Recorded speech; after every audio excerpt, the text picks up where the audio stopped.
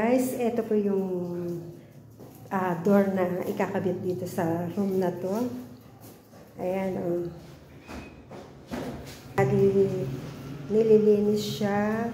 Then, after ng malinis, ito, lalagyan siya ng parang pinaka-pintura niya. Ayan, pintura. Oil wood stain. Pang-alis ng dumi. Then, ito yung gloss finish.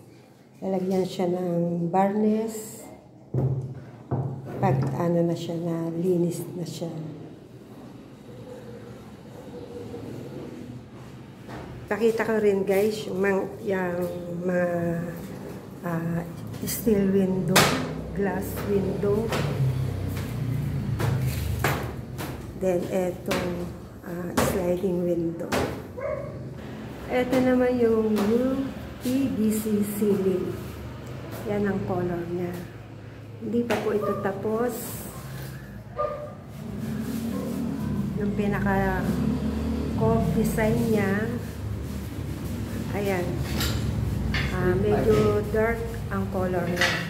Ang ginamit po dito na kinabitan ng UPVC ceiling ay metal paring. Ayan. Hindi pa po siya tapos. Then, dyan po ilalagay yung pintong inaayos po na ikakabit. Ayan. Nililinis siya.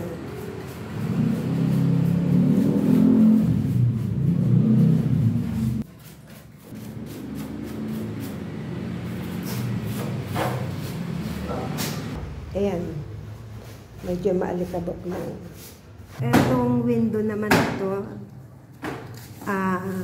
jalousie. Pero salamin din siya, glass din siya.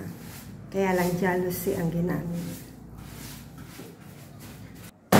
Meron na rin siyang tiles, kaya lang hindi pa rin po siya na tapos. Yan ang kulay ng tiles niya.